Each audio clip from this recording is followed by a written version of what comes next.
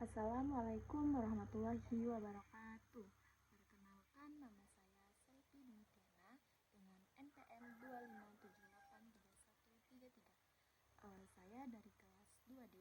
Di sini saya akan menjelaskan tugas pengantar basis data. Latihan yang pertama yaitu mengidentifikasi pertimbangan desain database untuk skenario kasus yang diberikan.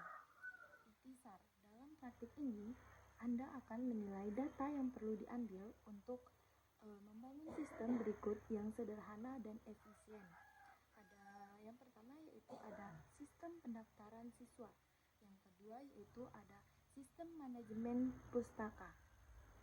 Tugas yang pertama yaitu wilayah sekolah ABC ingin membuat sistem informasi dan pendaftaran online siswa untuk mengambil informasi terkait siswa. Sistem perlu didesain sebagai proses online agar siswa baru dapat mendaftar online. Dengan sistem ini juga siswa dapat memperbarui dan meninjau semua konfirmasi membuat daftar data informasi yang perlu diambil dan disimpan dalam database pendaftaran siswa. Untuk jawabannya yaitu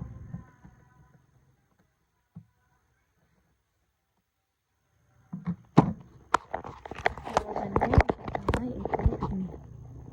Praktek 1. Sistem pendaftaran siswa. Calon siswa yang pertama yaitu ada ID siswa, nama lengkap, tanggal lahir, alamat, email, dan asal sekolah. Dan ada juga pendaftaran online. Yang ditanyakan adalah ID daftar, tanggal daftar, status pendaftaran, dan calon siswa ID siswa. Pendaftaran online FK atau ID daftar. Pendaftaran online calon siswa FK. Calon siswa dan ID siswa tersebut.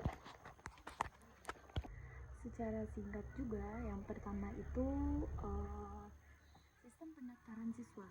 Yang pertama ada informasi pribadi siswa, yang dimana dia mencakup seperti nama lengkap, tempat tanggal lahir, jenis kelamin, dan alamat tempat mereka tinggal.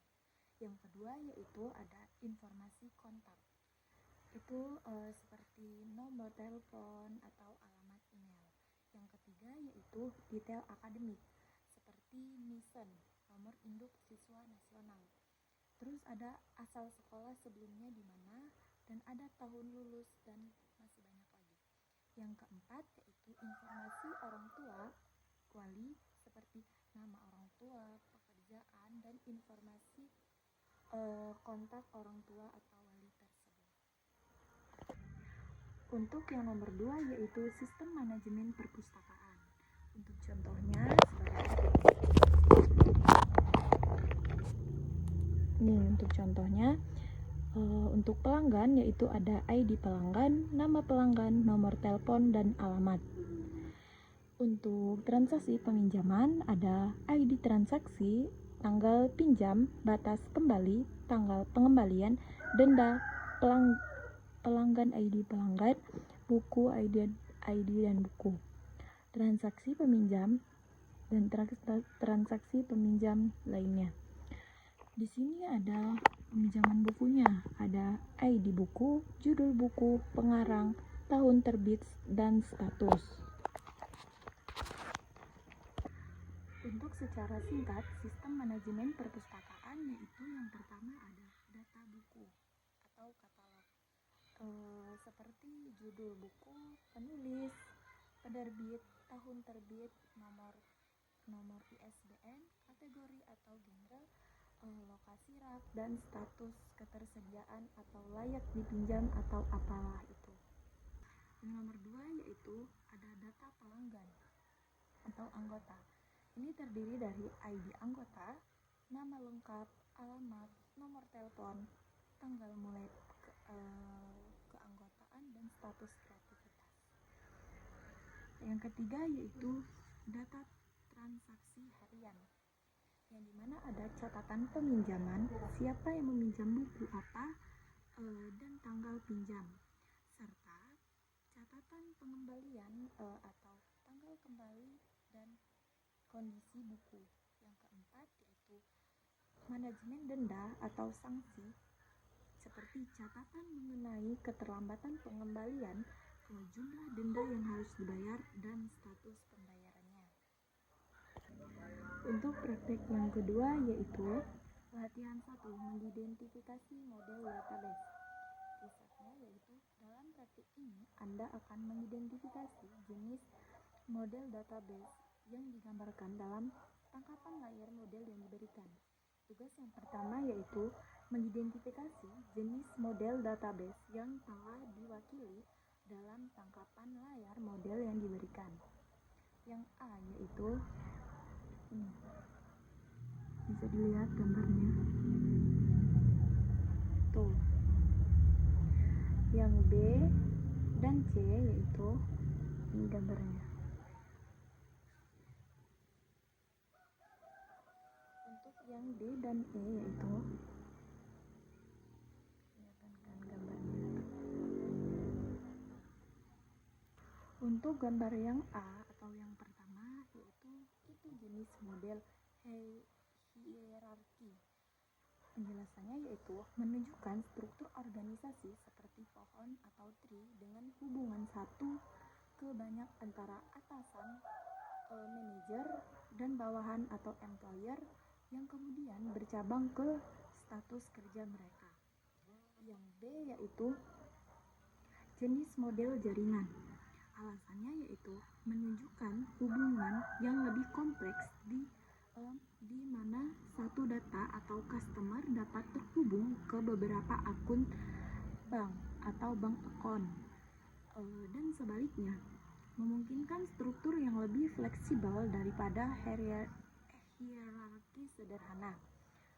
Untuk gambar yang ketiga yaitu jenis model berorientasi objek. Alasannya yaitu sudah ada tulisan kelasnya.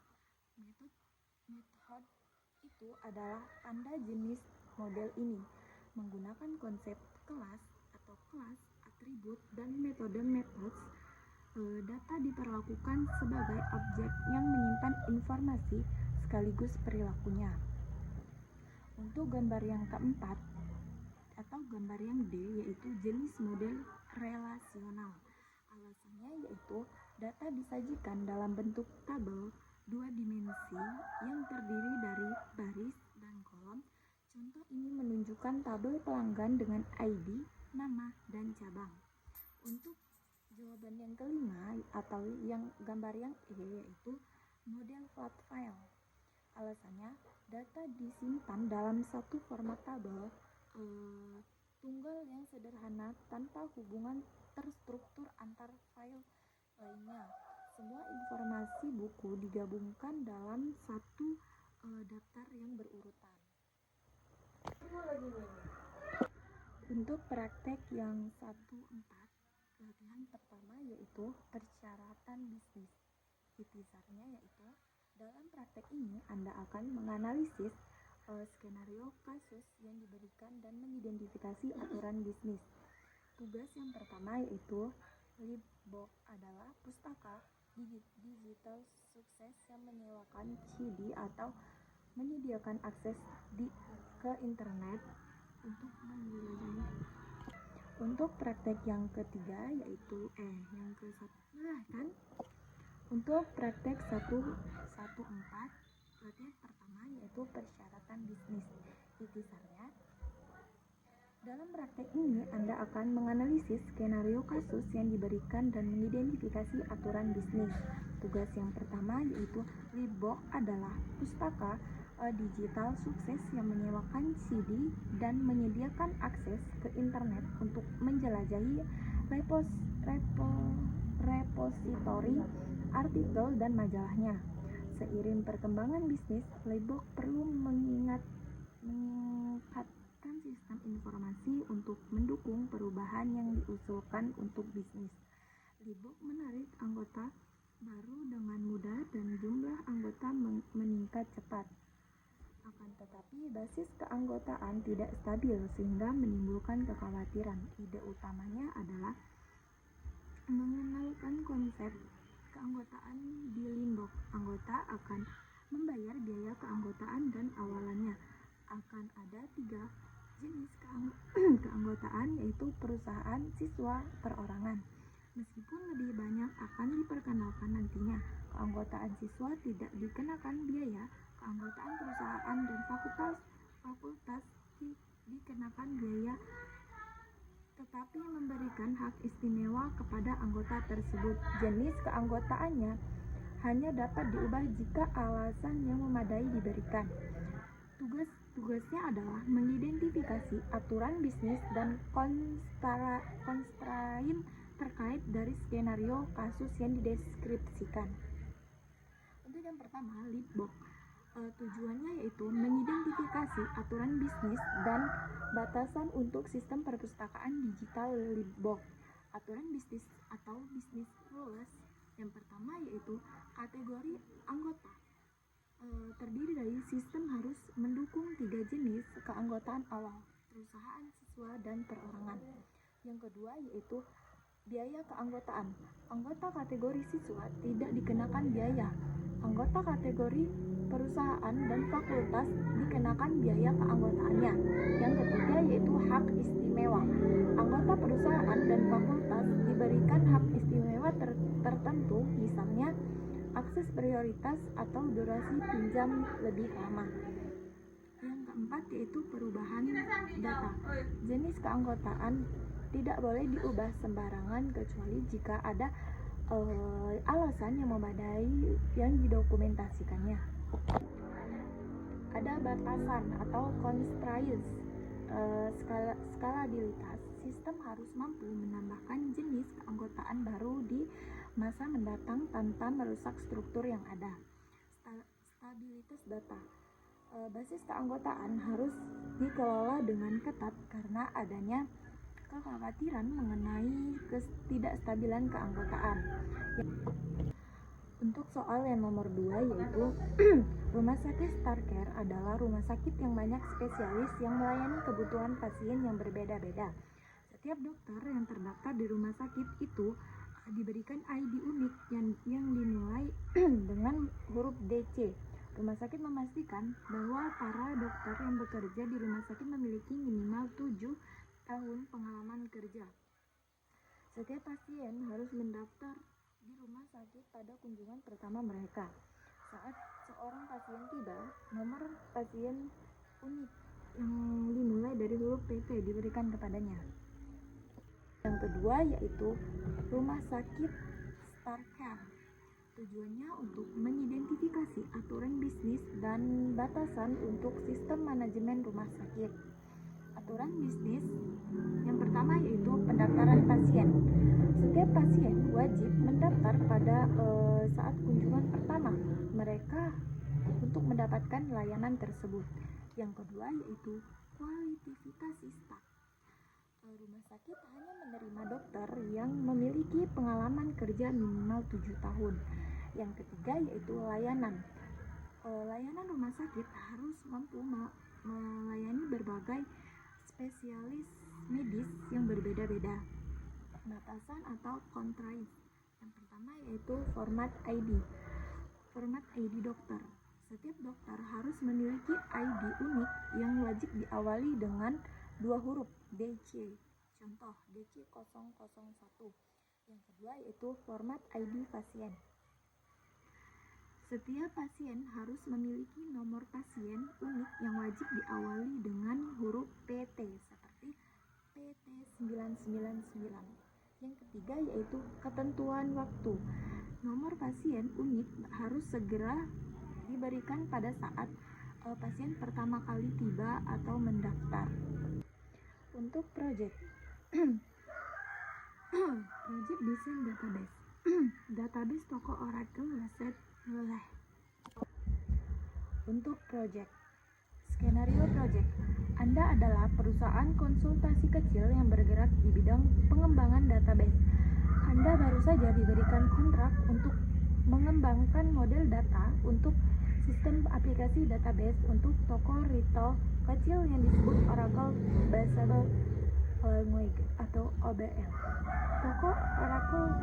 Toko OBL melayani melayani seluruh komunitas setempat dengan menjual peralatan baseball.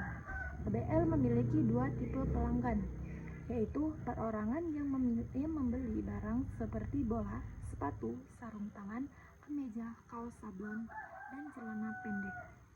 Selain itu, pelanggan dapat mewakili suatu tim saat mereka membeli seragam dan peralatan atas nama tim tersebut. Tim dan pelanggan perorangan bebas membeli barang apapun dari daftar inventaris, tetapi tim mendapatkan diskon pada harga daftar tergantung pada jumlah pemain. Saat pelanggan melakukan pemesanan, kami mencatat barang pemesanan untuk pemesanan tersebut di database kami. OBL memiliki tim yang terdiri dari 3 perwakilan penjualan yang secara resmi hanya meminta tim tetapi dikenal menangani keluhan pelanggan perorangan. Bagian 1. Pelajaran 4 latihan persyaratan bisnis. Dengan menggunakan teks yang disediakan dalam skenario di atas, identifikasi persyaratan bisnis yang akan memungkinkan Anda memahami proses bisnis yang digunakan dalam menjalankan jenis organisasi ini. Gunakan kategori berikut untuk membantu Anda dengan ini. Yang pertama, aturan bisnis. Ini digunakan untuk memahami proses bisnis serta sifat, peran, dan cakupan big data. Yang kedua yaitu asumsi.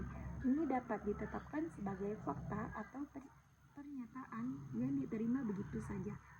Yang ketiga yaitu masalah. Ini dapat ditetapkan sebagai situasi atau skenario yang membutuhkan perhatian dan kemungkinan solusi untuk meringankan situasi.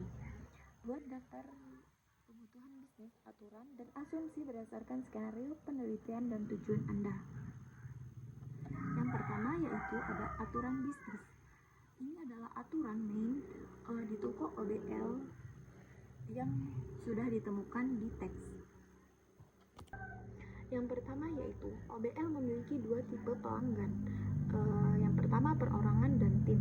Yang kedua yaitu tim mendapatkan diskon harga berdasarkan jumlah pemain yang ada di tim tersebut. Yang ketiga yaitu pelanggan perorangan membeli dengan harga daftar atau normal tanpa diskon otomatis dari jumlah.